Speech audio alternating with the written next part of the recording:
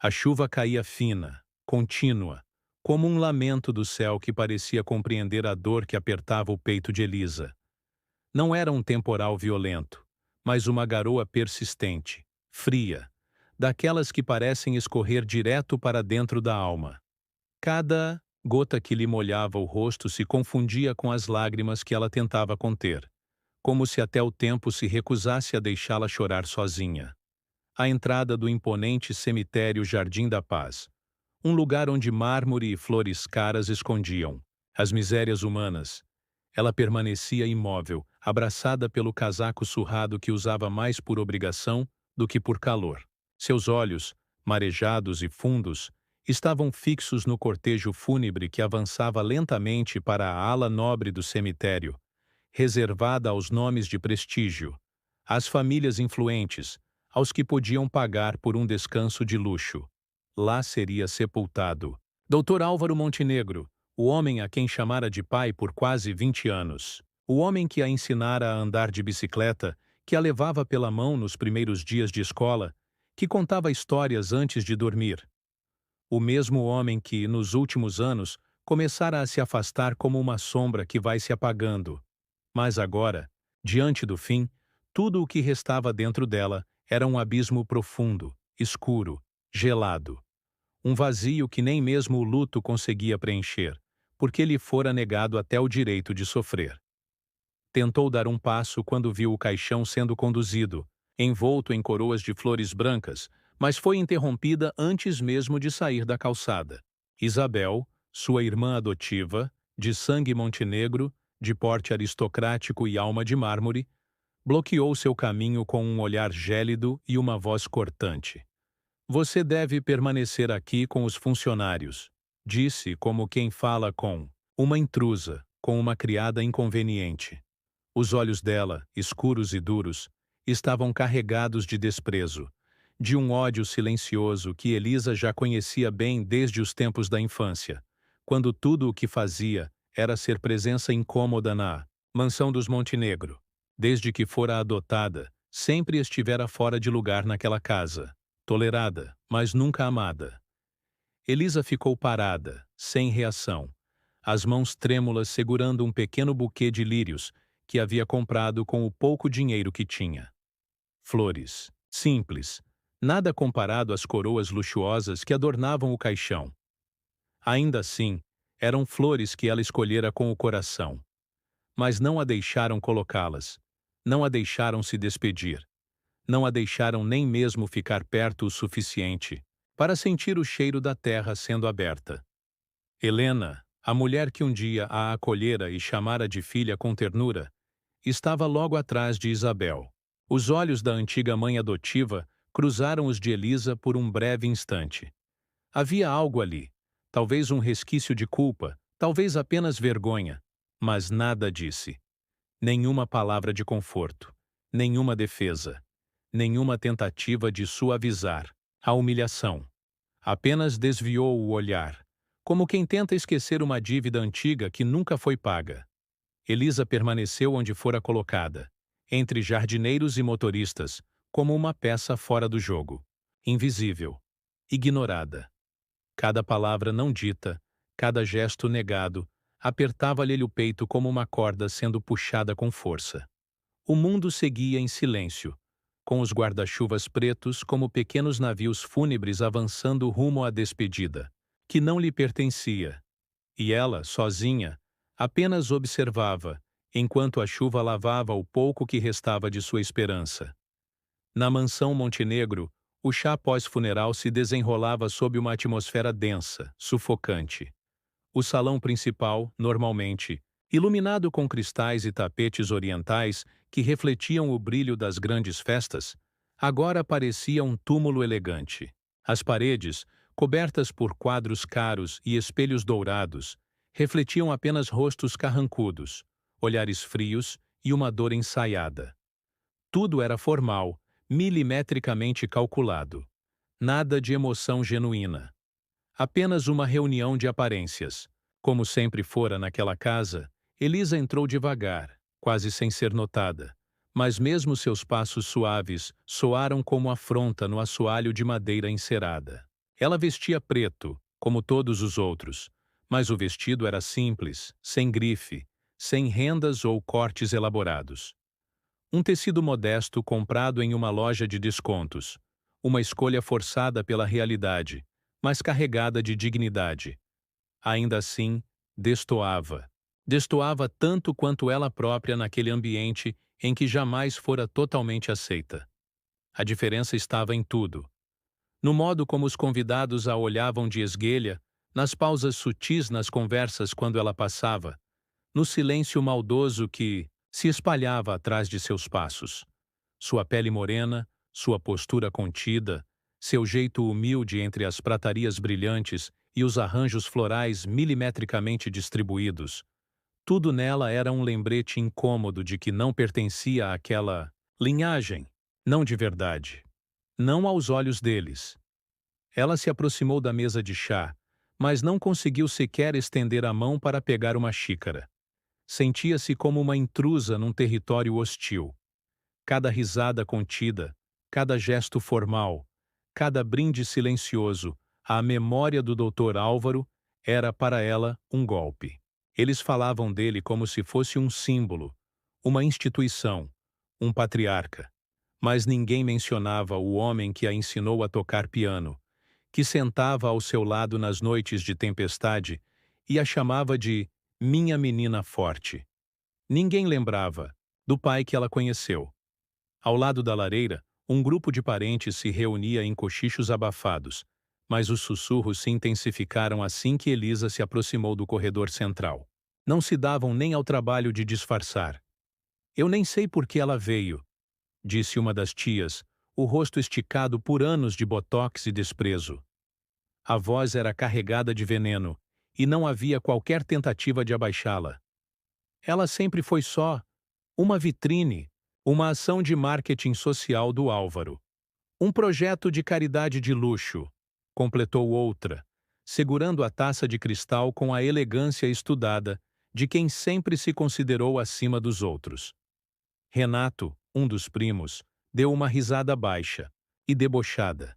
Estava recostado em uma poltrona de couro, pernas cruzadas, copo de uísque nas mãos. Imagina se ela pensa que vai receber alguma coisa, murmurou, como quem saboreia o escárnio.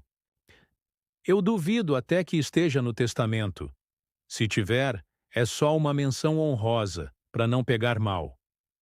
Isabel, de pé ao lado da grande escadaria, observava a cena com superioridade. Vestia luto como uma rainha em cerimônia, mas os olhos brilhavam com crueldade mal disfarçada.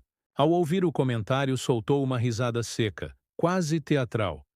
Deve achar que vai ficar com uma ala da casa. Coitada. Vai a sair daqui com uma sacola de roupas usadas, disse, e o grupo riu, como hienas famintas num banquete de desprezo. Elisa ouviu tudo. Cada palavra, cada risada. Elas lhe cortavam como cacos de vidro. Seus dedos apertaram uns contra os outros até os nós dos dedos ficarem brancos. Sentia o nó na garganta subir devagar, ameaçando transbordar. Mas não. Não ali. Não diante deles. Levantou o queixo com esforço, como alguém que caminha na corda bamba da dignidade. Não cederia ao choro. Não ofereceria o espetáculo que esperavam. Ela estava ali por ele. Por Álvaro. Naquela sala cheia de sorrisos falsos e luto de conveniência, a única imagem verdadeira que levava no peito era a do homem que a ensinou a ser forte. Recordava com nitidez do dia em que ele a pegou no colo pela primeira vez, ela ainda com 6 anos, assustada, desconfiada, e disse com a voz firme e acolhedora: Agora você tem um lar, minha menina forte. Esse era o Álvaro que ela conhecia. Não o magnata, não o empresário, mas o pai. Aquele que cantava canções de ninar desafinadas e a levava para ver as estrelas no jardim nos dias bons. Aquele que, mesmo doente, ainda fazia questão de perguntar se ela estava se alimentando bem. Aquele que, nos últimos dias, murmurou algo em seu ouvido que ninguém mais ouviu. Nunca deixe que te diminuam, minha filha. Filha. Ela se apegava a essa palavra com cada fragmento de sua alma. Com os olhos úmidos, mas sem derramar uma lágrima, Elisa olhou ao redor. Viu cada rosto dissimulado. Cada presença que, mais do que homenagear Álvaro, estava ali para disputar espaço, herança, títulos. Ela não tinha nada para disputar. Só queria o que era dela por direito. A lembrança de um amor que fora real. Naquele instante, mesmo cercada por toda aquela opulência sufocante, ela se sentiu mais rica do que todos eles. Porque enquanto eles tinham os bens, ela tinha a memória viva do homem que um dia a chamou de filha. E isso ninguém poderia tirar. Na manhã seguinte ao funeral, o céu ainda estava encoberto, como se a tristeza da véspera tivesse decidido permanecer. Uma bruma leve pairava sobre a cidade, dando ao ar um tom cinzento que combinava perfeitamente com o clima de expectativa e tensão que cercava os herdeiros da família Montenegro. Às 10 em ponto, todos se reuniram no escritório, central do Dr. Arthur Brandão, o advogado particular de Álvaro Montenegro há mais de 3 décadas. O ambiente era austero, com móveis de madeira escura, estantes repletas de volumes jurídicos e uma grande mesa oval onde os herdeiros aguardavam em silêncio. Cortinas pesadas bloqueavam parte da luz natural, criando uma atmosfera quase fúnebre, ainda que o velório já tivesse ficado para trás. Elisa chegou sozinha, como de costume. Vestia-se com sobriedade, calça escura, camisa simples, cabelos presos em um coque discreto. Apesar do cansaço estampado em seu rosto, havia uma dignidade serena em seus olhos. Sentou-se na extremidade da sala, afastada dos demais, como se já soubesse que não era bem-vinda ali. Isabel e Renato ocupavam as cadeiras centrais, ao lado da mãe, Helena, que permanecia calada e com os olhos baixos, como se fugisse de qualquer responsabilidade moral, naquele momento. Os três estavam impecavelmente vestidos, como se participassem de uma reunião de negócios, e não da abertura de um testamento que, teoricamente, encerraria um ciclo familiar. Poucos minutos depois, a porta se abriu e Dr. Arthur Brandão entrou.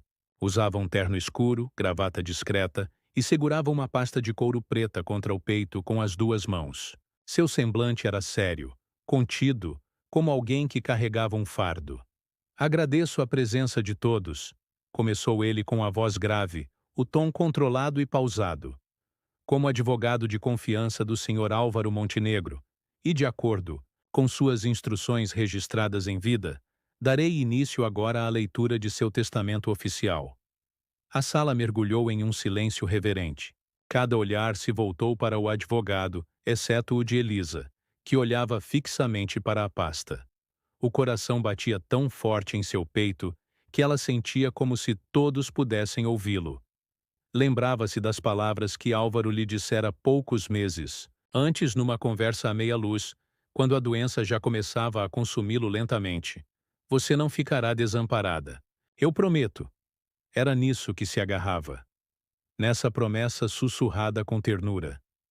E mesmo com as feridas abertas pelas humilhações recentes, mesmo tendo sido colocada à margem de tudo, uma esperança frágil lhe dava forças para continuar ali. Arthur abriu a pasta, retirou uma folha grampeada e pigarreou antes de começar. Eu, Álvaro Antunes Montenegro, em pleno uso de minhas faculdades mentais, declaro este como meu testamento legítimo. E o leu com clareza, avançando por cláusulas legais, disposições formais, introduções protocolares que pareciam se arrastar por uma eternidade. Elisa mantinha os olhos fixos no advogado, quase sem piscar. Seus dedos estavam entrelaçados com força no colo, como se apertá-los fosse suficiente para conter o pânico que começava a subir. Então, veio a sentença que partiu seu coração. Deixo todos os meus bens móveis e imóveis, aplicações, financeiras, investimentos, participações societárias e quaisquer outros ativos à minha esposa, Helena Montenegro, e aos meus filhos, Isabel Montenegro e Renato Montenegro, em partes iguais. A voz de Arthur vacilou por um segundo. Ele hesitou, engoliu em seco e prosseguiu até o fim da página. Nada. Nenhuma linha. Nenhuma palavra. Nenhuma menção a Elisa. O silêncio que se seguiu à leitura foi quase opressor. Era como se o ar tivesse sido arrancado da sala. Por alguns segundos ninguém se moveu, ninguém falou. O advogado baixou o papel, olhou discretamente para Elisa, um olhar breve, repleto de desconforto, e com um gesto seco, fechou a pasta. Isso é tudo, disse quase num sussurro. Isabel foi a primeira a reagir. Soltou uma risadinha abafada, cruzou as pernas com elegância estudada e virou-se para o irmão. Renato bateu palmas lentamente, com sarcasmo explícito. Parabéns, irmãzinha, agora é oficial. Pode sair pela porta da frente com a certeza de que não faz parte de nada disso. Ou pela dos fundos, talvez, acrescentou Isabel com um sorriso venenoso. Posso escrever uma carta de recomendação, se quiser. Algo como babá ou faxineira. Está em alta, dizem. Os olhos de Elisa marejaram, mas ela manteve o rosto erguido. Sua dignidade era tudo o que lhe restava naquele instante. Não respondeu. Não discutiu. Apenas se levantou com lentidão. Os joelhos tremiam, mas seus passos eram firmes. Cada movimento carregava o peso de 20 anos de rejeição, de fingimentos, de promessas partidas. Atravessou a sala em silêncio. Nenhum dos presentes se levantou. Nenhum a acompanhou com os olhos. Para eles, ela era um fantasma finalmente expurgado. Ao abrir a porta do escritório, foi recebida por uma garoa fina que começava a cair. A mesma chuva que a acompanhara no cemitério. Olhou para o céu nublado, respirou fundo e deixou que as primeiras gotas se misturassem às lágrimas que, agora, ela já não precisava esconder. Caminhou devagar pela calçada molhada, como quem se despede não apenas de uma casa, mas de uma vida inteira de ilusões. A mansão Montenegro, os jantares frios, os abraços vazios, as promessas nunca cumpridas, tudo aquilo ficava para trás. Pela primeira vez, não carregava mais o peso de pertencer àquela família. E mesmo com o coração em frangalhos, havia algo que começava a se acender em seu peito. Uma chama pequena, fraca, mas real. A certeza de que, dali em diante, cada passo seria seu. Cada conquista, cada batalha, cada cicatriz. Todas seriam suas e de mais ninguém. Porque ela ainda era a menina forte de Álvaro.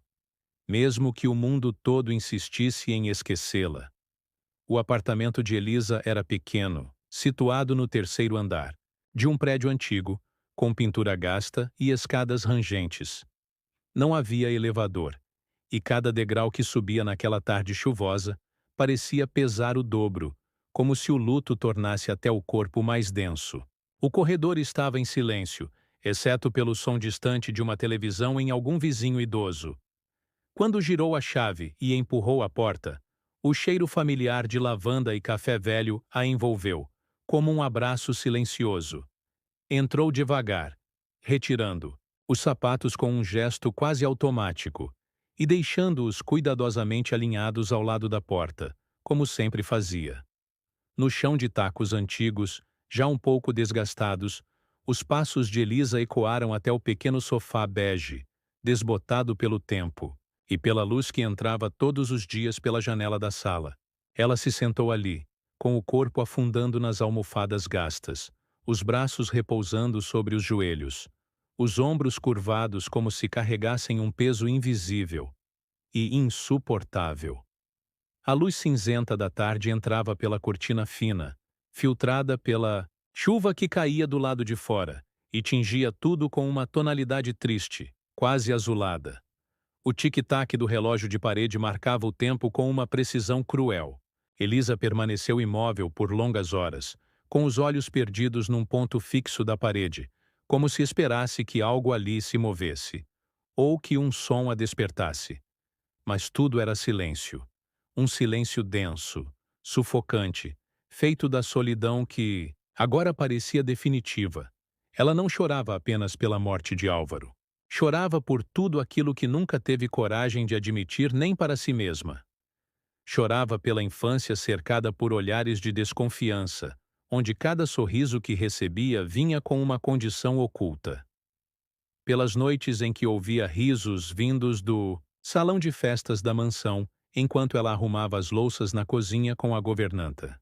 Chorava por cada Natal em que ganhava presentes modestos, enquanto Renato e Isabel ostentavam brinquedos importados, celulares caros e roupas de grife. Pela adolescência passada em silêncio, pelos dias em que quis gritar, "Eu também sou filha", mas se conteve, engolindo a dor junto com o jantar frio. E chorava, principalmente, pela esperança que tivera até o último momento. Pela voz de Álvaro sussurrando: "Você não ficará desamparada." Por acreditar que finalmente seria reconhecida, não por um papel, não por uma herança, mas por um simples gesto de pertencimento. E mesmo isso lhe foi negado. A sensação era de ter sido arrancada de um lugar onde nunca realmente esteve. Como se tivesse vivido à sombra de uma família, sem nunca ser parte da árvore. Uma existência suspensa, tolerada, mas nunca abraçada. A mão de Elisa escorregou devagar até a almofada ao seu lado. Lá encontrou um pequeno porta-retratos com uma fotografia antiga. Ela e Álvaro, sentados em uma escada de pedra nos fundos da mansão. Ela devia ter uns 8 anos, usava um vestido simples e sorria timidamente. Álvaro, de terno ainda que descontraído, olhava para ela com um brilho no olhar. Um daqueles raros momentos em que estavam sozinhos, longe da rigidez de Helena, longe do desprezo de Isabel, longe do cinismo de Renato. Com os dedos, ela contornou o rosto dele na foto. A saudade vinha como uma onda, quente, intensa, dolorosa. A risada dele ecoou em sua memória. Aquela risada grave, acolhedora, sempre depois de contar uma de suas histórias exageradas sobre viagens ou negócios. Lembrou-se das tardes na biblioteca, quando ele a ensinava a mexer nos livros antigos e dizia que ela tinha mente de advogada. Lembrou-se de quando ela teve febre alta, e foi Álvaro quem ficou ao lado da cama a madrugada inteira, lendo um conto para distraí-la, enquanto limpava sua testa com um pano úmido. Lembrou-se de como ele passava a mão sobre seus cabelos e dizia: "Minha menina forte, você vai longe." Essas memórias eram tudo o que lhe restava agora. Pensou em desistir, em desaparecer, sumir da cidade, da vida daqueles que nunca a aceitaram. Passou pela sua cabeça se mudar para bem longe, talvez recomeçar em outro estado, com outro nome, ou até fazer o impensável, acabar com aquela dor que parecia não ter fim. Mas mesmo em meio à escuridão que a cercava, havia um fio tênue de luz. Um fragmento de voz, como um sussurro na alma. Você vai longe. Fechou os olhos com força, deixando que as lágrimas finalmente escorressem. Quentes, silenciosas, redentoras. Chorou por tudo que perdeu, por tudo que nunca teve, mas também por tudo que ainda poderia construir. Porque no fundo sabia que não podia, e não queria, ser destruída por aquelas pessoas. Não mereciam isso. Eles queriam que ela fosse embora humilhada, fraca, vencida. Mas Álvaro a chamara de forte. E mesmo com todas as suas contradições, com todas as suas falhas, ele fora o único que, em algum momento, acreditou nela. Elisa respirou fundo. Passou as mãos no rosto, levantou-se devagar e caminhou até a janela.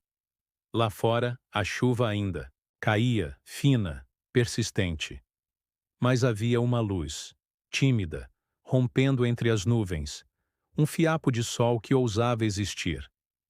Talvez fosse hora de ousar também. 2 dias se passaram desde a leitura do testamento. 2 dias em que Elisa viveu entre a apatia e o torpor. Não saíra de casa. Mal comera. Dormira pouco, com o corpo exausto, mas a mente em ebulição. Tudo ainda girava ao redor das palavras secas do advogado, do deboche de Isabel e Renato, da ausência cortante de qualquer reconhecimento. Ela tentava se convencer de que precisava seguir em frente, mas cada canto do apartamento parecia sussurrar as dores do passado. Estava sentada à mesa da cozinha naquela manhã nublada, segurando uma caneca de café frio que já nem lembrava de ter preparado. A televisão estava ligada em volume baixo, num canal qualquer, apenas para abafar o silêncio.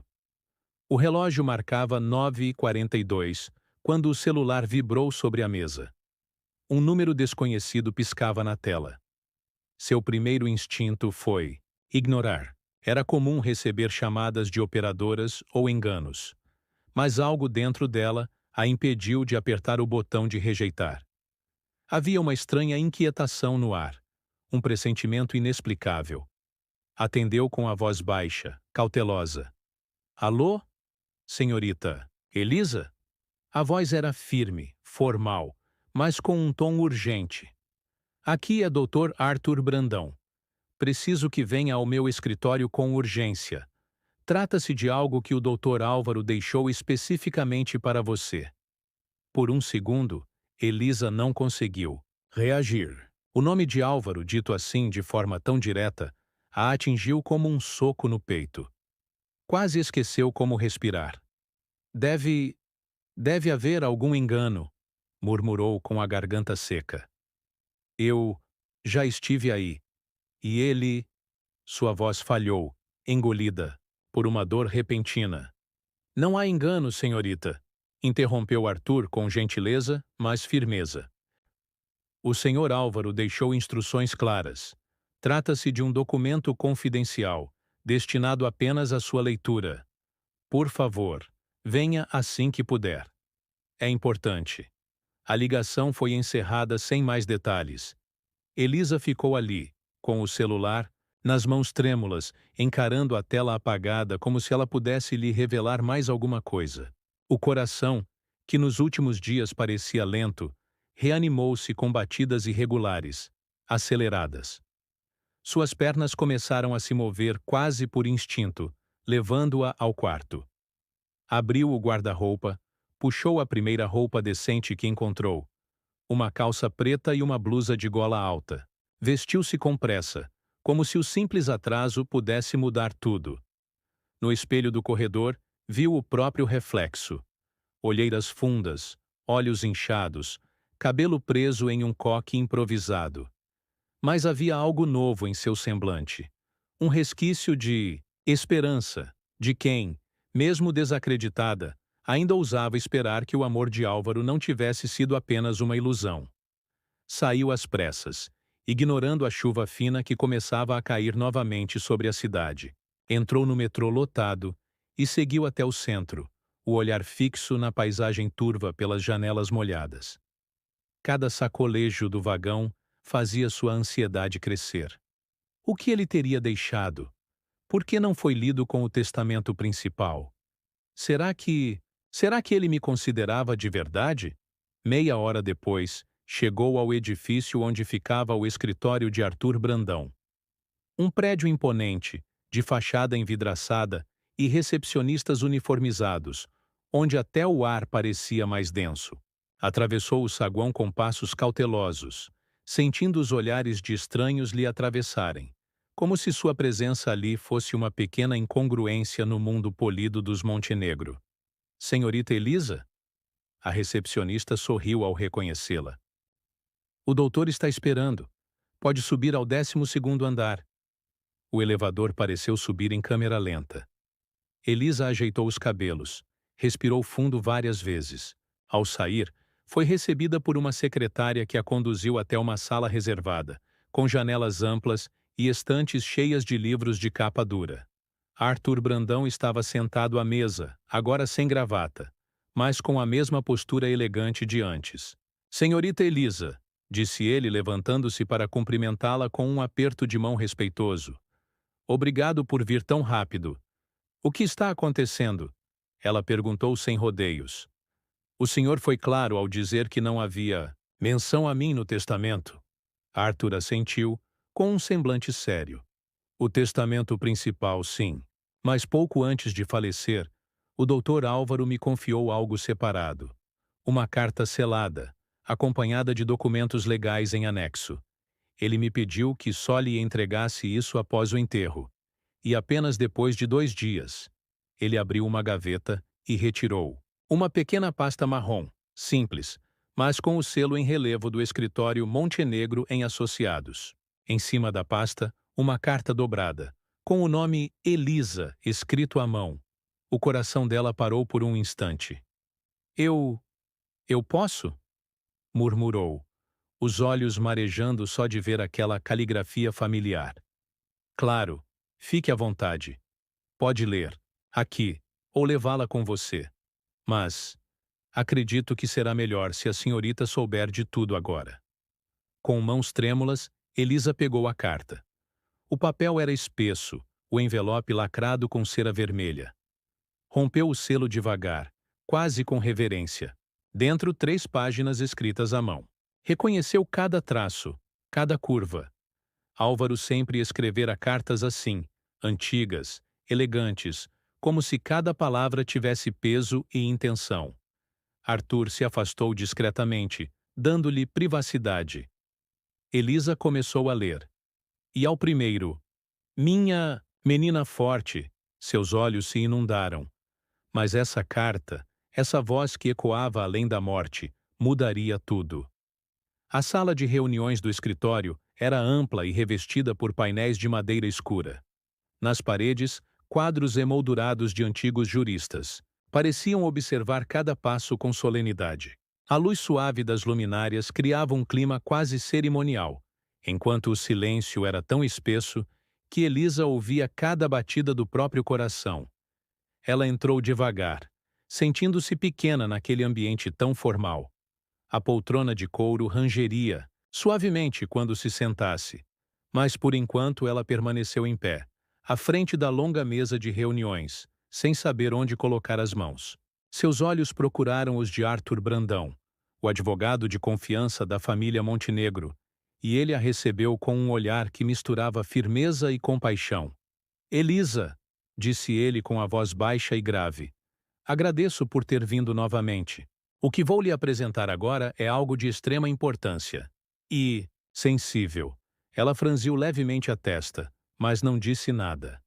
Antes de falecer, o Dr. Álvaro redigiu um segundo testamento, continuou Arthur, levantando-se de sua cadeira e caminhando até uma estante.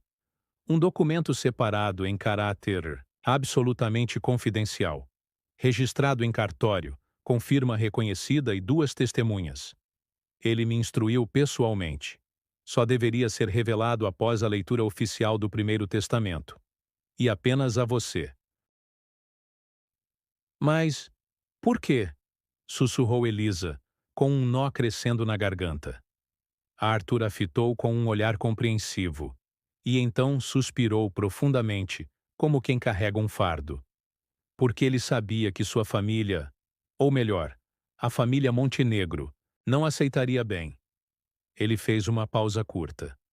Sabia do preconceito, da indiferença com que sempre a trataram. E queria protegê-la até o último instante. Elisa engoliu em seco, o rosto imóvel, mas os olhos marejados. Parte dela queria interromper tudo e ir embora. Outra parte implorava para ouvir até o fim. O advogado voltou à mesa e abriu cuidadosamente uma pasta de couro, de onde retirou um envelope grosso e um maço de documentos encadernados. Colocou-os diante de Elisa, como se estivesse oferecendo algo sagrado. Este, disse com ênfase solene, é o testamento particular de Dr. Álvaro. Diferente do primeiro, este não passou pela mesma mesa de leitura pública. Ele foi escrito à mão, com datas e assinaturas reconhecidas, e registrado conforme exige a lei. Aqui estão os registros cartoriais. Tudo absolutamente legal.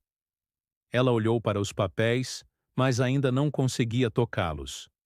Sentia como se o ar, ao seu redor estivesse mais denso, como se uma verdade antiga, abafada por décadas, estivesse prestes a explodir. E o que diz? Perguntou num fio de voz. Arthur puxou uma folha e começou a ler, sem pressa, cada palavra carregada de peso. Eu, Álvaro Montenegro, em plena lucidez e de livre vontade, declaro neste documento meu desejo mais íntimo e sincero. Que seja lido apenas a senhorita Elisa Ramos, a quem, diante de Deus e de minha consciência, reconheço como filha do coração. A única que nunca me pediu nada, mas mereceu tudo. Deixo a ela, em caráter exclusivo e indivisível, os bens que constituem meu patrimônio pessoal. 2 contas bancárias com saldo superior a 15 milhões de reais, uma fazenda no interior de Minas Gerais, 2 apartamentos no Rio de Janeiro, e a totalidade de meus investimentos em ações e participações privadas, que somam aproximadamente 50 milhões de reais. Arthur parou. Elisa estava imóvel, os olhos arregalados, como se não tivesse compreendido o que acabara de ouvir. Um zumbido tomou seus ouvidos, abafando o som do mundo por um instante. Era como se tudo ao redor tivesse se dissolvido. A sala, a mesa, o advogado, os móveis caros. Restavam apenas aquelas palavras, ecoando dentro dela, rompendo anos de silêncio e exclusão. Isso é um engano? Perguntou enfim, com os lábios trêmulos. Não pode ser. Eu não sou da família. Arthur balançou a cabeça, firme. Não há engano. O documento é legítimo. E ele foi categórico. Escreveu com as próprias mãos Elisa. Pediu que isso fosse mantido em segredo até que todos os trâmites legais fossem garantidos. Ele sabia o que estava fazendo. E sabia quem você é. Ela deixou-se cair na cadeira, atônita.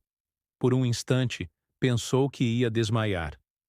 Colocou uma das mãos sobre o peito, tentando conter o turbilhão de emoções que explodia dentro de si. Os olhos se encheram de lágrimas, mas ela não chorava de dor. Era alívio, espanto, amor reprimido que finalmente se libertava. Arthur, com voz mais suave, continuou. Ele não queria que você soubesse disso enquanto estivesse em vida.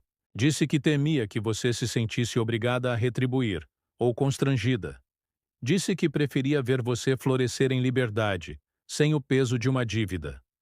Mas também disse que, quando ele se fosse, queria que você tivesse finalmente o que lhe foi negado por tanto tempo: justiça, dignidade, reconhecimento e um futuro digno do que você representa. Elisa tapou a boca com a mão. Um soluço escapou. A carta, o testamento, a herança, tudo era muito mais do que dinheiro. Era a prova de que Álvaro a amara de verdade, que ela não havia sonhado sozinha. Eu não sei o que dizer. Balbuciou. Não precisa dizer nada, Elisa. Apenas receba o que é seu por direito. E viva. Viva como ele gostaria que você vivesse. Com coragem, com orgulho, sem se esconder mais. Ela fechou os olhos e, por um instante, imaginou Álvaro, ali, sentado à sua frente, com aquele sorriso discreto e os olhos brilhando de ternura. Minha menina forte, ele costumava dizer. Agora, enfim, aquelas palavras faziam sentido. E naquele instante, pela primeira vez em anos, Elisa sentiu que pertencia, não a uma família fria e cruel, mas a um amor que, mesmo em silêncio, nunca deixou de existir. A mansão Montenegro, com seus corredores de mármore e paredes cobertas por quadros de antepassados solenes, nunca mais seria o mesmo lugar para Elisa. Na verdade, ela sabia que nunca foi. Por mais que tivesse vivido ali por quase 2 décadas, sempre fora uma hóspede tolerada. Um nome no papel, um sorriso forçado nas fotos de família, um projeto de caridade mal disfarçado. E agora, mesmo com tudo o que herdara, não. Havia desejo algum em retornar àquela casa fria, onde a alma era tão ausente quanto o afeto. Ela não pensava em bater à porta, nem em confrontar Isabel e Renato. Aquela era uma guerra vencida pelo silêncio. O tempo em que sentia necessidade de provar algo para alguém havia passado.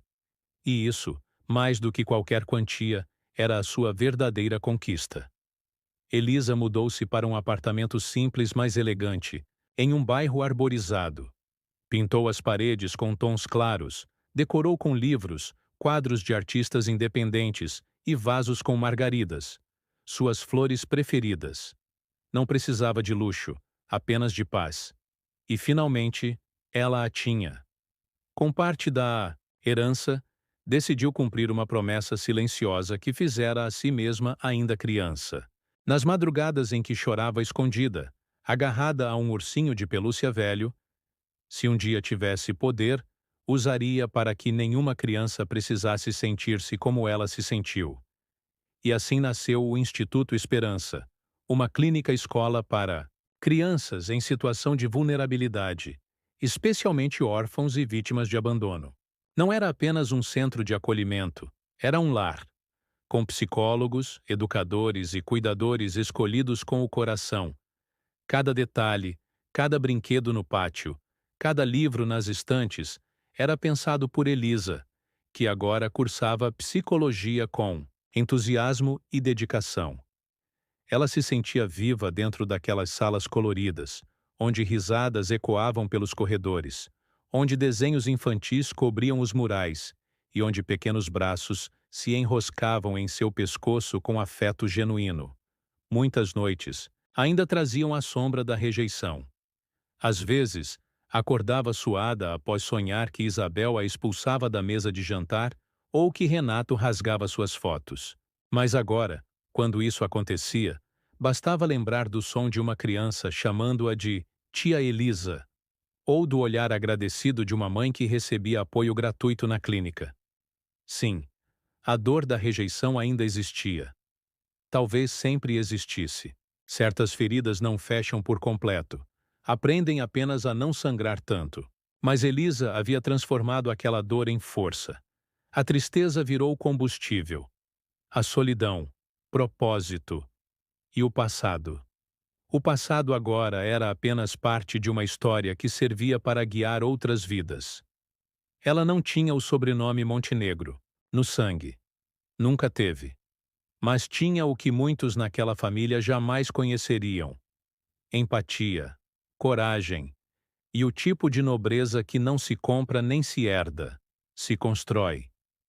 Elisa compreendia com serenidade que nunca seria aceita como filha por Helena, Isabel ou Renato. Eles estavam presos demais ao orgulho, à vaidade e ao peso de um nome. Mas Álvaro a aceitara, de verdade. E agora, através daquele gesto final, dera-lhe não apenas bens, mas a chave para libertar sua própria história. Com aquela herança, Elisa ganhava algo muito maior: o poder de mudar destinos, de interromper ciclos de dor, de plantar sementes onde antes só havia abandono, e, sobretudo, ganhava algo que nunca ninguém mais poderia tirar dela: a liberdade de ser exatamente quem era, e de finalmente ser suficiente.